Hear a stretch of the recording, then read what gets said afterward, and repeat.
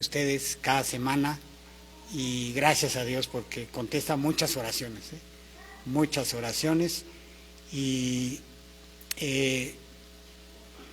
considera, te suplico que consideres que cuando tú le crees a Dios en tu vida y vences el pecado, produces gozo en muchos otros cristianos y en mí también, entre otros.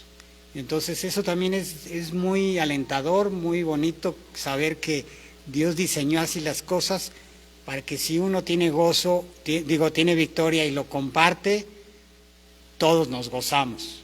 Y eso es muy alentador. Eso es la iglesia, eso es la iglesia. No nada más ahí pedir cosas y pedir, sino también cuando Dios conteste, háganos saber para que todos nos gocemos, ¿sí?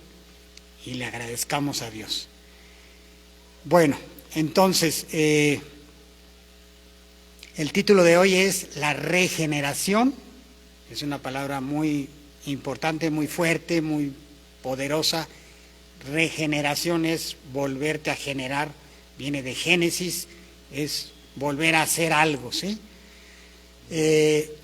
Y como subtítulo ahí dice, los participantes. Vamos a ver quiénes participan en la regeneración de cuando una persona no cristiana, Dios la regenera y llega a ser cristiano. Entonces, ¿quién participa en eso? ¿Sí? Y ya en otra ocasión veremos los frutos de la regeneración o los rasgos distintivos de alguien regenerado, ¿sí? Pero eso será en otra ocasión. En esta ocasión vamos a ver simplemente los participantes. Y bueno, les quiero decir también que yo quiero entregarle buenas cuentas a Dios. Dios no me va a pedir que todos los que alguna vez pasaron por la Iglesia Bíblica Plenitud y Gozo sean cristianos de 10. Eso no me lo va a pedir a mí. Me va a pedir que los que estuvieron aquí entendieron bien lo que Dios pedía de ellos. Eso sí me va a pedir a mí. Oye, ¿por qué nunca explicaste esto? O sea, pues ¿en qué estabas pensando? Aplícate, ¿sí? Haz lo que te toca hacer. Entonces, y eso no solo por medio de la predicación, sino también por medio de mi vida, que sean congruentes, ¿sí? O congruentes nada más. Obviamente nadie es perfecto, pero sí debe haber una congruencia. Bueno, entonces, vamos a leer este versículo de aquí, 2 Corintios 5, 17 y 18. De modo que si alguno está en Cristo, nueva criatura es. Las cosas viejas pasaron, he aquí, todas son hechas nuevas. Y todo esto procede de Dios, quien nos reconcilió con Él mismo por medio de Cristo y nos dio el ministerio de la reconciliación. Entonces, este es uno de los versículos más poderosos de la regeneración. De modo que si alguno está en Cristo, nueva criatura es. Las cosas viejas pasaron, he aquí, todas son hechas nuevas. Como vimos en el caso de Jacob, la regeneración es una nueva creación. Jacob, el engañador, tranza, murió en esa lucha con el ángel de Jehová, e Israel empezó a existir. Jacob murió, Israel empezó a existir, o dicho con otras palabras, Jacob fue regenerado, rehecho y surgió Israel. ¿Ok? Cuando Dios regenera a una persona, hace un milagro de la misma categoría que la creación del universo. De eso estamos hablando. Es del mismo calibre que la creación del universo, hacer una persona nueva. Dios se encargó de poner junto a Jacob, el engañador, el tranza, a Labán, uno más engañador. ¿Te gusta engañar? Pues quítate que ahí va Labán para que aprendas qué es engañar. Y después de 20 años, Jacob se hartó de esa vida de engaño, y en otros casos, Dios trae a tu vida enfermedad, o problemas económicos, o problemas familiares, lo que sea necesario para quebrar el orgullo y que le supliques a Dios: no te suelto si no me transformas, como lo hizo Jacob. De eso se trata Dios, de eso se trata la vida, de que llegues a ese punto en donde clames. A Jacob le tomó 20 años, si te toma 10, 15, 30, está bien, no pasa nada, pero que lo hagas. Para eso estamos en este planeta, ¿eh? Entonces hay tiempo, hay tiempo. Y bueno, tú decides también un poco el tiempo. Cuando Dios crea a un cristiano, hace algo nuevo de la nada. Algo que antes no existía, lo crea. La expresión en latín es ex nihilo, que significa de la nada. ¿Sí? Ese es el término ahí muy técnico. Así como en el principio creó Dios todo el universo de la nada, así también crea a la nueva persona de la nada. No toma nada de la persona que fuiste. De la persona que fuiste no toma nada Dios. Sería absurdo que tomara algo de lo echado a perder para hacer algo nuevo. ¿No? ¿A quién se le ocurre, no? Lo que ya muere está echado a perder, y Dios te crea de la nada totalmente nuevo. No es que te reconstruya, sino que te hace nuevecito. Y el versículo empieza diciendo: si alguno, es decir, quien sea, en cualquier lugar, si alguno está en Cristo, es una nueva criatura. No hay excepciones, no hay discusiones. Si una persona no es una nueva criatura, es porque no está en Cristo. Así de fácil. La persona no aporta nada para realizar este milagro. Nadie puede crearse a sí mismo, ¿sí? Sería absurdo. ¿Cómo te vas a crear a ti mismo? Dios lo hace todo. Por eso dice: y todo esto procede de Dios. Estoy explicando lo que es la regeneración, ¿eh? Ninguna otra cosa importa en esta creación, en este planeta. Si Dios te hace nueva criatura, no importa si no hay circuncisión, si no hay bautismo, o si no hay cualquier otro rito religioso, no importa. Lo único que importa es la nueva creación. Eso sí importa, porque esa es eterna. Esa es eterna. La pregunta que debemos hacernos es: ¿soy una nueva criatura o todavía soy la misma persona que siempre he sido? Esa es la gran pregunta. Ya Jacob nos enseñó que no importa si llevamos 20 años viviendo con Dios, participando en nuestra vida, si soy la misma persona que siempre he sido, entonces no soy cristiano.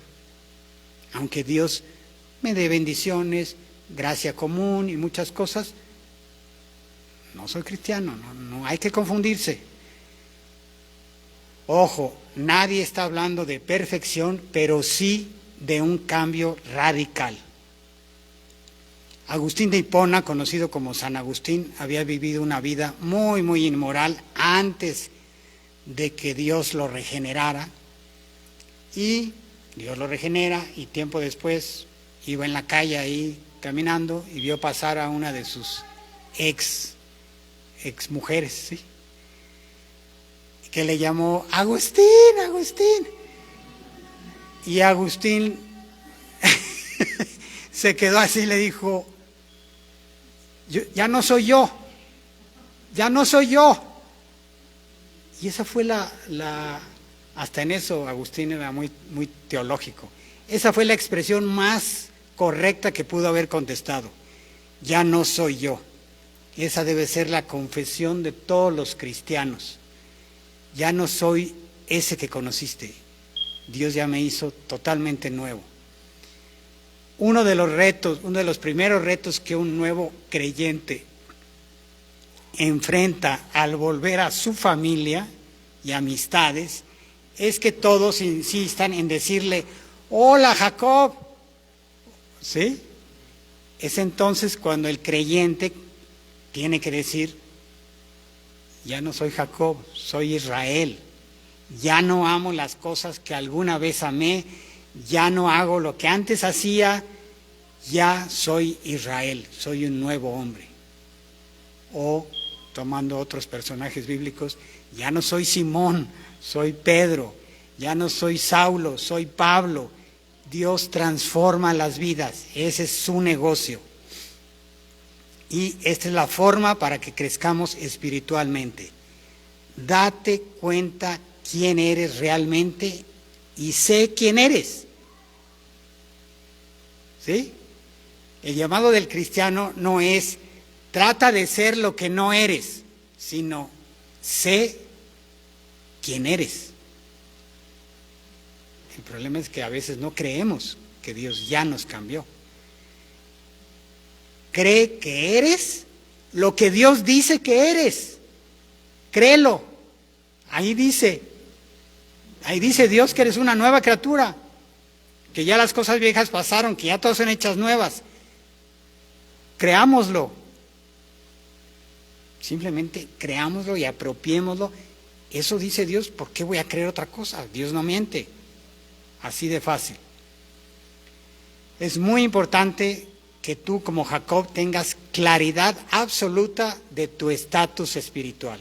Jacob fue muy honesto, siempre supo que él no tenía relación con Dios, que no era hijo de Dios. Siempre decía, el Dios de Abraham, el Dios de Isaac, nunca decía mi Dios. O sea, Jacob siempre supo su realidad y su estatus. Entonces, no te confundas, las bendiciones de la gracia común son para todos, pero tener a Dios dentro de tu vida, eso no es para todos. Y eso, si ya lo tienes, créelo. Dios dice eso de ti. Bueno, si como a Jacob Dios ya te bendijo y ya te transformó, es muy importante cómo te ves como creyente. Si estás convencido de que todavía eres esencialmente malo, entonces el resto de tu vida cristiana estarás esforzándote por ser algo que no eres. Si por otro lado estás convencido de que eres una mezcla de bueno y malo, entonces el mal todavía tiene lugar en tu vida. Y en el fondo querrás decirle sí al pecado. Ninguno de esos dos puntos de vista es bíblico. Dios dice que cada cristiano es un hombre nuevo. Las cosas viejas pasaron, he aquí todas son hechas nuevas. Cuando dices no al pecado, estás diciendo sí a tu verdadero ser, a tu esencia. Le estás diciendo sí a lo que Dios dice que eres. En ese momento le estás diciendo sí, yo soy eso y por eso decido hacer lo que le agrada a Dios, que también me agrada a mí, porque Dios ya me transformó por dentro. Si Dios dice que eres una nueva criatura y que fuiste hecho todo nuevo, cree que eres lo que Dios dice que eres. Hay que creerlo. Bien, vamos entonces a hablar hoy de varios principios a fin de ir construyendo un argumento sólido sobre la soberanía de Dios en la salvación. Ustedes me van a entender. Gabo ya se rió. Ok. Satanás es mentiroso y padre de mentira. Dice aquí, está hablando Jesús, ustedes son de su padre el diablo y quieren hacer los deseos de su padre. Él fue un asesino desde el principio y no se ha mantenido en la verdad porque no hay verdad en él. Cuando habla mentira, habla de su propia naturaleza, porque es mentiroso y el padre de la mentira. Son palabras fuertísimas de Jesucristo sobre Satanás. Y dice, cuando dice, ustedes son de su padre el diablo, Jesús estaba hablando con los fariseos, ¿sí? Pero hoy en día, ese ustedes se refiere a todos los no cristianos. ¿Sí? O sea, no vayas a leer ustedes y decir, sí, los fariseos, sí, padre, hijos del diablo. No. Está hablando de todos los no cristianos. O tu padre espiritual es Dios o tu padre espiritual es el diablo. La Biblia no da lugar a huérfanos espirituales. O Dios o el diablo. No hay otra. Y las dos mentiras más grandes que vende Satanás y muchísima gente las compran es, número 1, Satanás no existe. Mega mentira. Y muchos la compran, ¿eh? Pero de esa ya hablamos en otra ocasión. Y la segunda es, en el fondo, el ser humano es bueno. Esa es la otra gran mentira que Satanás tira por el mundo y muchos la compran. Y hoy vamos a hablar de esta segunda mentira. Mucha gente reconoce que hacen cosas que no deberían hacer, pero niegan que sean esencialmente malos. Políticos, artistas, deportistas dicen que aman a Dios y que aman a Jesús. Y llegamos a creer la mentira de que, bueno, ya en el fondo, es buen tipo. O sea, es bueno y tú también, y todos somos buenos. Ya en el fondo, todos somos buenos. ¿Sabes qué? Con uno que hubiera, un bueno, Dios nos hubiera dicho a todos los demás, si Él pudo, ustedes deberían haber podido también. Así es de que en el cielo habría una persona, el bueno, y nadie más. O sea, uno nos hubiera condenado a todos, porque hubiera sido la muestra de que sí se podía. Entonces, no pensemos que en el fondo, todos somos buenos. Si todos fuéramos buenos, Jesús vino a morir por gente buena, a pagar los pecados de gente buena. O sea, no tiene nada sentido, todo se cae y se derrumba. Ok. Habemos personas que de entrada nos sentimos buenas porque no hemos matado, no hemos robado un banco, no somos drogadictos y además pagamos los impuestos. Entonces, no, pues ya, yo soy bueno. Y sí es cierto, hay algunos un poquito más buenos que otros o un poquito menos malos, pero esa idea equivocada que tenemos de nosotros mismos se convierte en un enorme obstáculo para aceptar el Evangelio. La doctrina de la maldad humana debe entenderse muy bien, ya sea que te sientas bueno o no tan malo. El capítulo 8 de Romanos es el capítulo del Espíritu Santo y nos explica cómo el Espíritu nos guía a caminar con Dios. ¿Sí? Y ahí tenemos el versículo 7 y 8. La mente gobernada por la carne es enemiga de Dios, pues no se somete a la ley de Dios ni es capaz de hacerlo. Los que viven según la carne no pueden agradar a Dios. Dice, la mente gobernada por la carne es enemiga de Dios. Alguien gobernado por la carne es alguien que hace lo que le dictan sus impulsos carnales. En el contexto de la guerra, ser enemigo de alguien es querer exterminarlo, ¿sí? Si estás ahorita allá en Israel, en Gaza, estás en guerra, si te dicen, mira, ese es el enemigo, agarras y lo primero que haces es querer matarlo, ¿sí? Bueno, entonces, no solo significa que no lo amas, sino que realmente quieres su mal, quieres su destrucción. Y eso es lo que la palabra enemiga significa en el versículo 7. La carne es enemiga de Dios. No lo ama ni de broma, quiere todo lo contrario. Entonces, uniendo los versículos 7 y 8, diríamos, no se someten a la ley de Dios y por lo tanto no pueden agradar a Dios. Entonces, ojo, eso no significa que esas personas son tan malas como podrían ser, pero sí significa que en el fondo no son buenos. ¿Ok? Aquí la clave es entender las últimas palabras de este texto. No pueden agradar a Dios. Para agradar a Dios, esto debe de quedar clarísimo, se necesita ser perfecto al 100%. No le puedes agradar con el 95% de perfección. Sería tanto como decir que Dios acepta 5% de maldad y de corrupción. No puede ser, ¿sí? Entonces, por necesidad, Dios tiene que pedir el 100%. No puede aceptar menos. Sería ir contra Él mismo. En cuanto Dios acepte o tolere un pequeño porcentaje de maldad, en ese momento deja de ser Dios y deja de ser confiable. Que ya está aceptando cierta maldad. ¿A quién se le ocurre eso? Es inaudito, no puede ser. Agradar a Dios equivale a ser 3 veces santo como Él es. Dios pide perfección absoluta y permanente. Por eso, dice ahí, no pueden agradar a Dios. No quiere decir que no se esfuercen por agradar a Dios, sí se esfuerzan, pero no lo logran, no llegan al 100%. Los que viven en la carne no pueden agradar a Dios. Entonces eso es importante. Ya sabes quién es tu enemigo en esta vida, tu carne.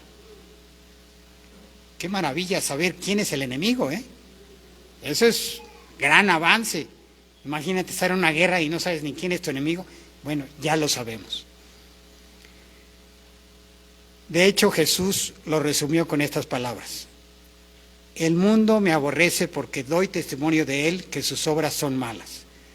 ¿Por qué hoy todos toleran a cualquiera que se pare a decir cosas? Lo toleran, pero a Jesús, a él sí lo aborrecen. No, Jesús y los cristianos, eso sí, nadie los tolera. ¿Por qué? Porque Jesús hace evidente que somos malos. Somos malos porque nuestras mentes son malas y porque nuestra naturaleza es mala. Pero esto es muy ofensivo para el orgullo del hombre. Que nos digan, eres malo. Oye, no, espérate, si yo hago cosas buenas. Todas las religiones, excepto la cristiana, de una forma o de otra, encuentran una pequeña chispa de bondad en el hombre. Todas las otras religiones afirman que las personas deben ser buenas, quieren ser buenas, pueden ser buenas, y si logran ser buenas, tendrán el favor de ese Dios. La Biblia afirma, por otro lado, que por ser descendientes de Adán, todos nacemos ya echados a perder y no hay ni uno bueno. Es una gran diferencia entre el cristianismo y todas las demás religiones. Jeremías dice, más engañoso que todo es el corazón y sin remedio. ¿Quién lo comprenderá?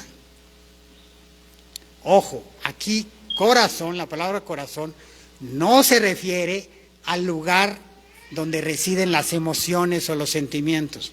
No está hablando de ese corazón del 14 de febrero, no es ese. Ahí cuando dice corazón es tu yo, tu ser, ¿sí? El yo, el ser, mente, corazón, alma, todo tu yo, ese es corazón. Entonces, más engañoso que todo es el yo humano, ¿ok? Por eso no somos capaces de elegir el bien, hacer el bien y así agradar a Dios, porque nuestro yo es engañoso. Pero ¿de dónde se alimenta nuestra maldad? Dice aquí Santiago, en esta traducción de la palabra de Dios para todos, dice, gente infiel, ¿no saben que amar al mundo es lo mismo que odiar a Dios? El que quiera convertirse en amigo del mundo se convierte en enemigo de Dios. Es lo bueno de algunas nuevas traducciones. algunas lo ponen en palabras más entendibles. La palabra mundo en griego es cosmos, y de ahí viene nuestra palabra cosmético. Aguas. Nuestra carne tiene una inclinación natural por el mundo y todo su glamour. Entiendas el mundo como el sistema que mueve a las sociedades, la moda, los pasatiempos, los supuestos valores. Nuestra carne ama esas cosas mundanas y automáticamente nos hacemos enemigos de Dios y odiamos a Dios. No estoy diciendo que absolutamente todo lo que hay en el mundo es diabólico y perverso. No estoy diciendo eso. El punto es que amar al mundo es lo mismo que odiar a Dios. Eso es lo que dice el versículo. Por eso Jesús explicó que todo el que conoce a Dios está dispuesto, el que verdaderamente conoce o encuentra a Dios, está dispuesto a vender todo lo que el mundo le ofrece con tal de ganar a Cristo. En esa parábola también queda clarísimo la relación entre el mundo y Dios. Isaías 64:6 dice: todos nosotros somos como el inmundo y como trapo de inmundicia todas nuestras obras justas. Todos nos marchitamos como una hoja y nuestras iniquidades como el viento nos arrastran. Eso es lo que dice Dios de nuestras obras justas o buenas, de que en el fondo somos buenos. Bueno, eso es lo que dice Dios. El problema, ¿saben cuál es? Es nuestro marco de referencia. Bueno o justo con respecto a qué o a quién, ¿sí? Ese es el punto. El marco de referencia de lo bueno o justo es la perfección de Dios. Ese es el marco de referencia. La gente religiosa dice: creo en Dios. No, yo sí creo en Dios, tú tranquilo, no me quieras aquí llenar de versículos. Yo ya creo en Dios.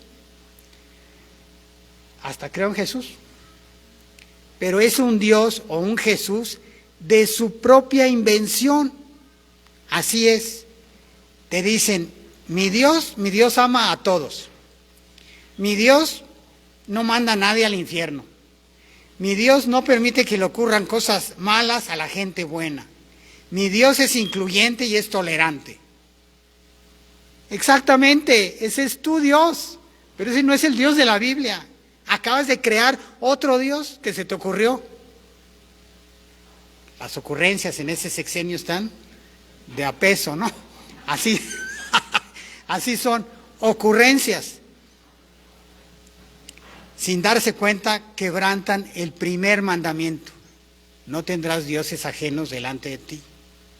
Somos expertos en crear nuestro propio Dios, casi a la carta, ¿sí?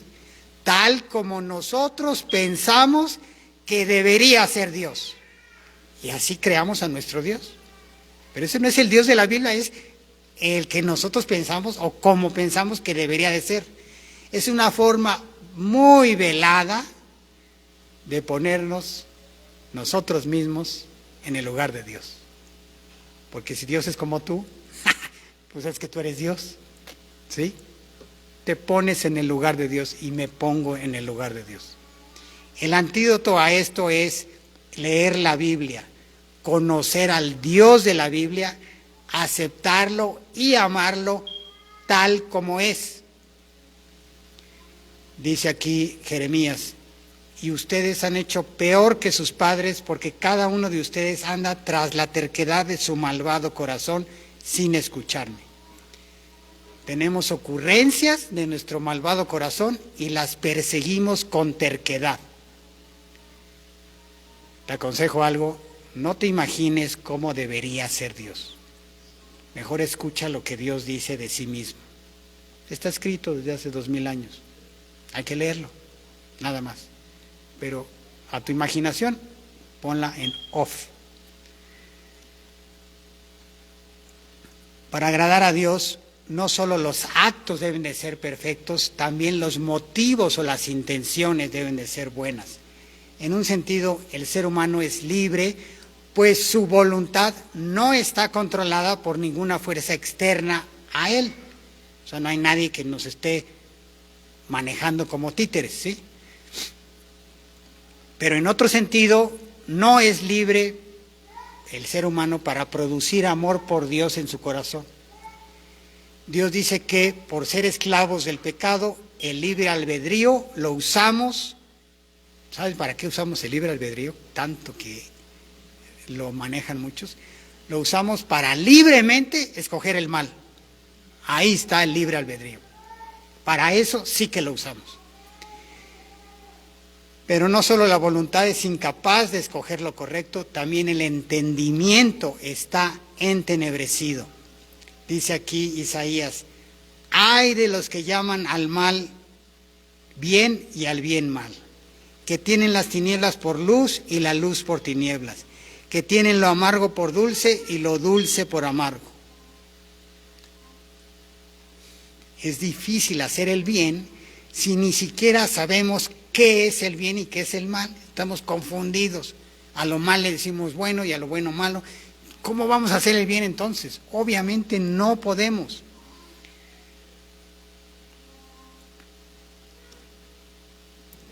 Dios lo describe mucho mejor a través de Pablo, donde dice aquí: y Él, está hablando de Dios, les dio vida a ustedes que estaban muertos en sus delitos y pecados, en los cuales anduvieron en otro tiempo según la corriente de este mundo, conforme al príncipe de la potestad del aire, el espíritu que ahora opera en los hijos de desobediencia. Entonces dice, estaban muertos en sus delitos y pecados.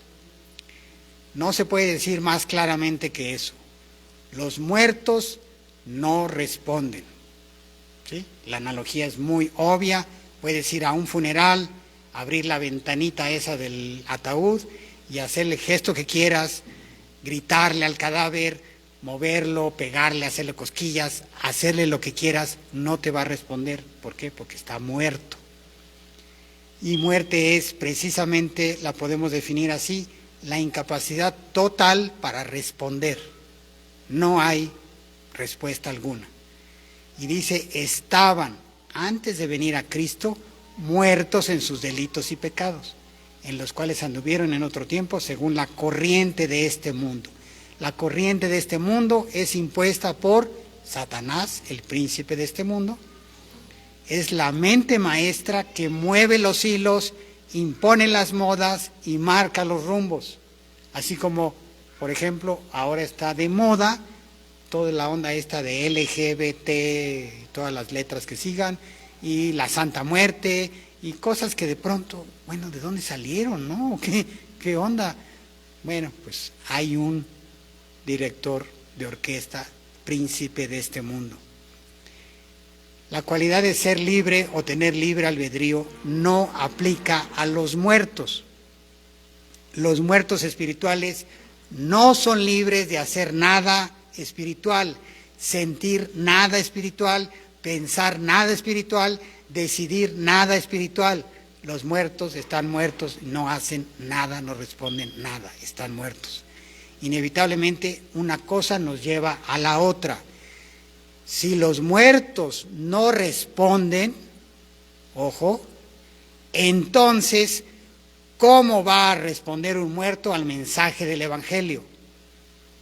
Oye, pues buena pregunta, ¿no? O sea, ¿por qué Dios dice que estamos muertos y por otro lado espera que los muertos respondan al Evangelio si los muertos no responden? Buena pregunta. Estamos como Lázaro en la tumba esperando a que el poder de Dios nos dé la orden, Lázaro, sal fuera. Dice ahí Jesús, porque así como el Padre levanta a los muertos y les da vida, asimismo el Hijo también da vida a los que Él quiere. Lo que está en rojo es una frase fuertísima. Necesitamos aceptar esa frase tal como está ahí escrita. Ese es el Dios de la Biblia. Así es, así actúa. Ese es Dios. A mí también me encantaría que ese versículo dijera el Hijo también da vida a todos los que quieren tener vida. Me encantaría que dijera eso, pero no lo dice.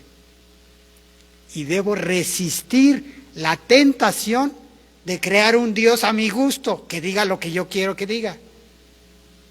Tengo que aceptar que el Dios de la Biblia dice eso. El Hijo también da vida a los que Él quiere. Dice también Jesús dijo, nadie puede venir a mí si no lo trae el Padre que me envió, y yo lo resucitaré en el día final. Solo es posible ir a Jesús si Dios Padre es quien te lleva. Si el Padre no te lleva a Jesús, no lo conocerás, no serás salvo y tarde o temprano terminarás en el infierno.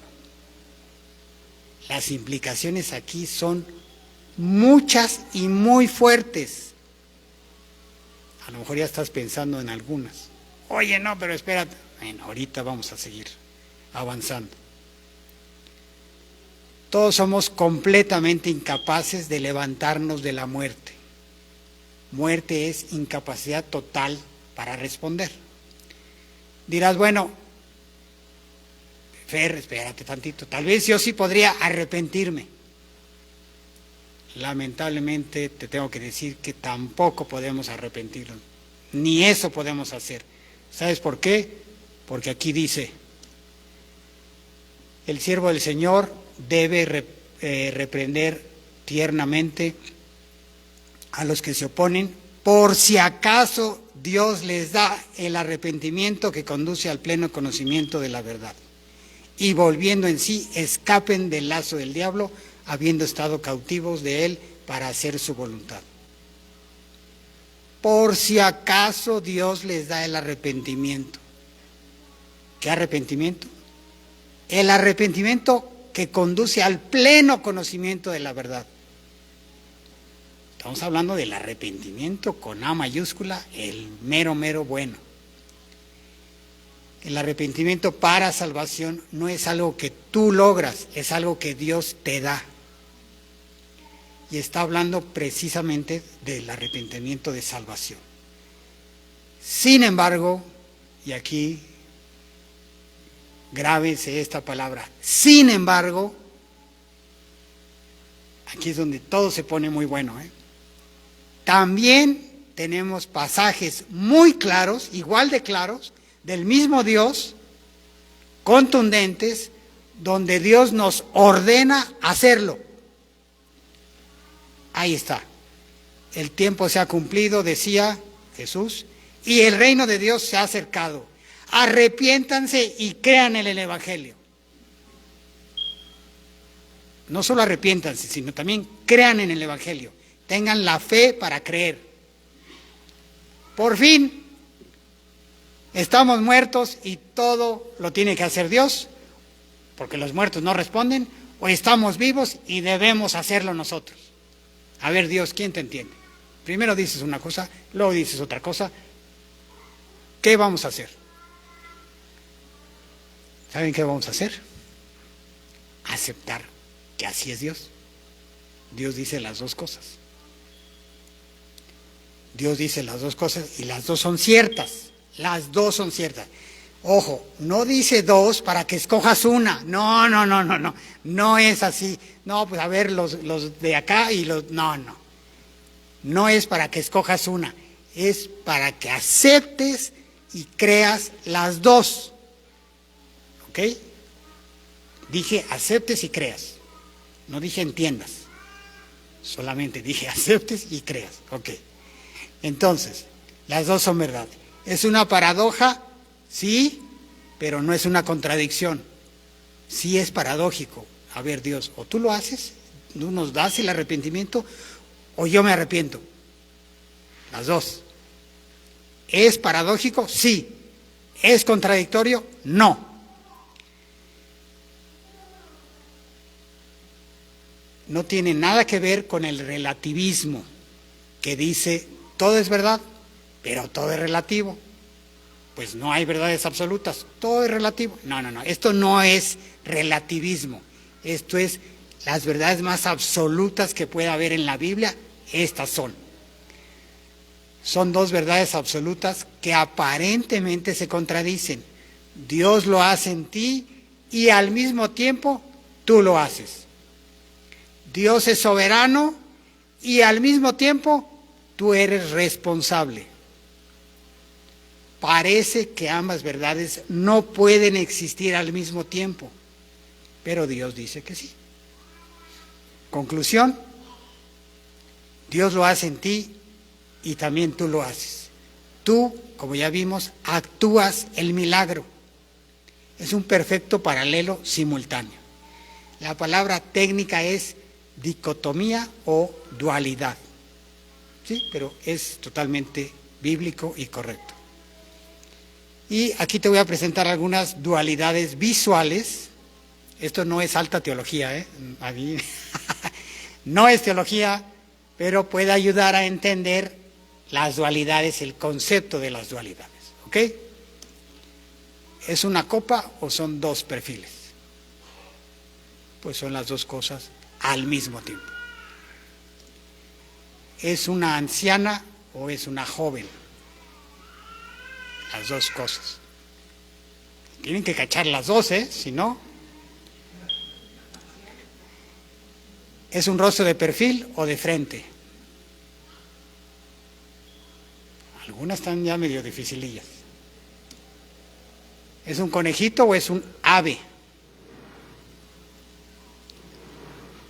Bueno, son ejemplos visuales, solamente visuales, para que veamos que sí pueden ser dos cosas al mismo tiempo, pero si ves una, como que desenfocas la otra, ¿sí? Si yo veo la soberanía de Dios, la entiendo perfectamente y no tengo el más mínimo problema. Si veo la responsabilidad del hombre, la entiendo perfectamente y no tengo problema. Si quiero ver las dos, se me vuela la cabeza. Y a ti también, y a Lutero también, y a San Agustín, y a John Owen, y a todo mundo se le voló la cabeza. No se puede. Pero todos, desde Pablo, Agustín, Lutero, Calvino, todos, John MacArthur, tenemos que aceptar a Dios. Y ¿saben qué, hermanos? No hay razón para discutir o pelearse. No nos vamos a pelear. Ah, ¿tú eres de cuál? ¿De la responsabilidad o de la soberanía? No. Hay que aceptar ambas. No hay que escoger una u otra o estarse peleando. Hay que aceptar las dos simultáneamente. Dirás, ok, pero ¿quién inicia o quién detona el proceso? ¿Dios o la persona? Bueno, si los seres humanos estamos muertos, obviamente el proceso lo detona o lo inicia Dios. Pero cada persona sigue siendo responsable. Entonces te estoy resumiendo cientos de páginas de teología de San Agustín, de Lutero, de Calvino, de todos esos gigantes. Dios inclina el corazón de la persona para que decida libremente. Haciendo un zoom, podemos decir que primero Dios te regenera, que es el título de nuestro estudio, te regenera, te crea nuevecito, te da un corazón nuevo, pone su espíritu en ti y ya regenerado, entonces inclina tu corazón para que tengas fe y arrepentimiento. Ya si quieres separar los cabellos así, más o menos así sería. Hace años, mi hija Anita, algunos la conocen, le preguntó al pastor Henry Tolopilo, que era el líder del ministerio hispano de John MacArthur, pero vino a México. Le preguntó a Anita, ¿y si yo quiero y Dios nunca me elige? Buena pregunta, ¿no? Si yo quiero y Dios nunca me elige, Henry Tolopilo le respondió con mucho amor y paciencia, si tú quieres es porque Dios ya lo puso en tu corazón, simplemente pídeselo.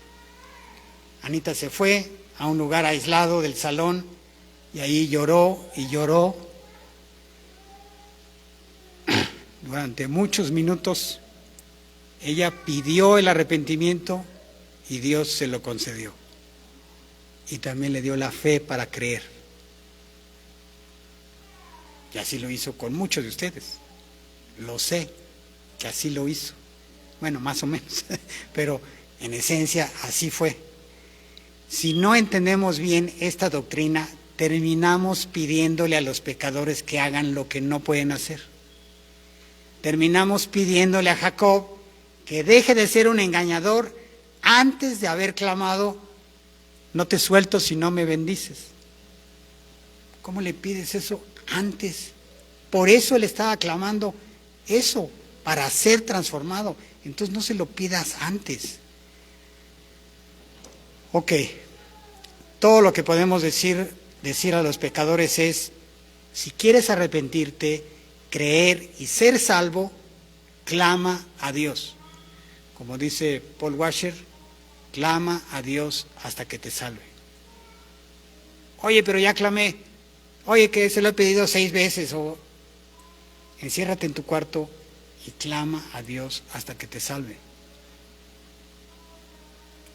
Claro, si ya conociste el Evangelio, ¿no? Si no lo has conocido, primero conócelo y luego clamas. Quizás te estés preguntando, bueno, ¿cómo sé quién es elegido y quién no?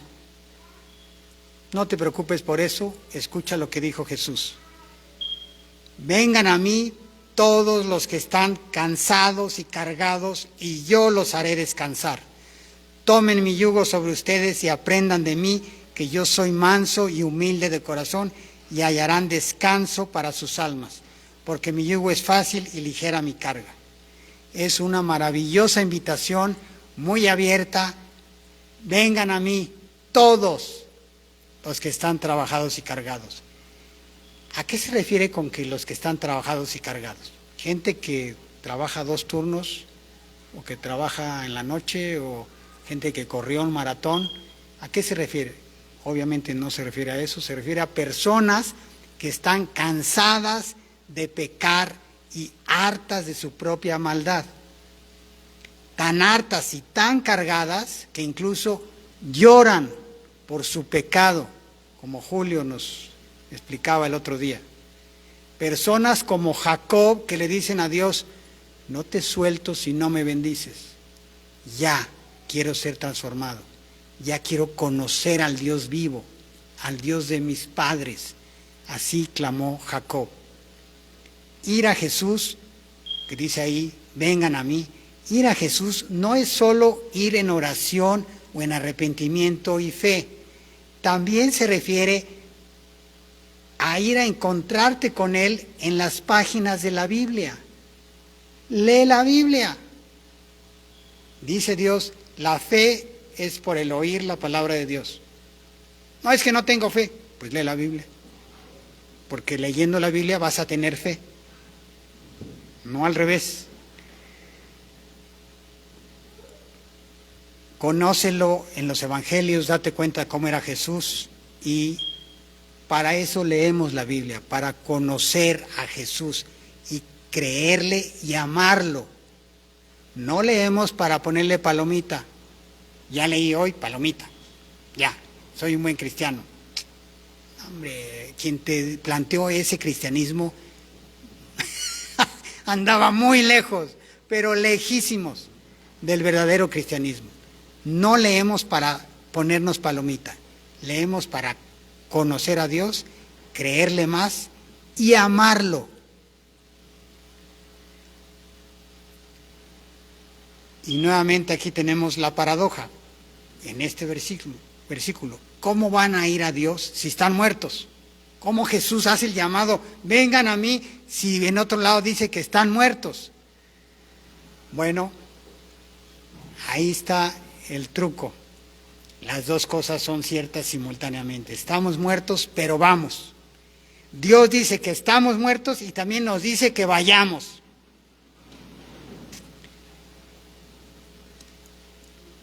Nuestra parte es explicar el Evangelio, compartir lo que Dios ha hecho en nuestras vidas y orar.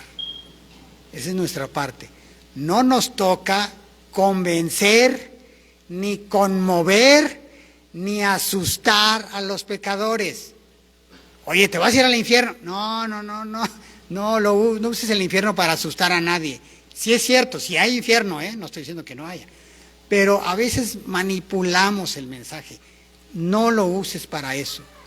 No estamos llamados a eso. No le pidamos al pecador que se ponga trucha y crea. A ver, ponte trucha y cree, ándale. No es así. Dice aquí, Dios nos escogió en Él antes de la creación del mundo para que vivamos en santidad y sin mancha delante de Él. En amor nos predestinó para ser adoptados como hijos suyos por medio de Jesucristo, según el buen propósito de su voluntad. Es claro, es evidente que Dios nos escoge y nos predestina, pero también es cierto que, por lo tanto, arrepiéntanse y vuélvanse a Dios para que sus pecados les sean perdonados. Simultáneamente. ¿Estás predestinado? Sí. ¿Pero te tienes que arrepentir? Sí. No me cabe en la cabeza, a lo mejor a ti tampoco. Pero así es lo que dice Dios. Simultáneamente nos ordenan ambas cosas. Debemos de creer y aceptar ambas. Así es Dios de paradójico. No lo intentes cambiar. Acéptalo. Así es Dios. Es que yo creí que era... Bueno, creías, pero ahora ya lo estás conociendo. Así es Dios de paradójico. ¿Qué quieres que te diga? Dicen los grandes teólogos, un Dios infinito no puede ser entendido completamente, estas dos palabras son fundamentales, por una mente finita. Entendido completamente. Sí, si veo la soberanía, sí la entiendo. Si veo la responsabilidad humana, sí la entiendo. Si quiero ver las dos cosas al mismo tiempo, me doy cuenta que mi mente es finita. No lo puedo entender completamente, pero Dios sí lo entiende. Bueno, nuestro compromiso, ¿cuál es? Conocer y amar al Dios de la Biblia. No al que se nos imagine o nos imaginemos, al Dios de la Biblia. Ese es nuestro compromiso y nuestro anhelo, conocerlo y amarlo. Bueno, hasta aquí nos vamos a quedar. Vamos a orar para que Dios nos guíe. Dios, te damos gracias por este tiempo, gracias por toda esta enseñanza y gracias, Dios, porque la regeneración la haces tú, con tu poder, pero también esperas que nosotros lo anhelemos y hagamos nuestra parte. Tú nos salvaste, tú pagaste todo, tú hiciste todo en realidad. Creer en ti, en un sentido, no es hacer algo, es simplemente conectarnos contigo. Ayúdanos, Dios, a entender y a aceptar que la salvación completa proviene de ti y ayúdanos a ser responsables de aquello que debemos ser responsables. Y que nuestro cristianismo sea completo, sea íntegro, y vivamos así felices conociéndote y aceptándote, aunque nuestra mente no pueda ver todo al mismo tiempo. Te lo pedimos todo en el nombre de nuestro Señor Jesús. Amén.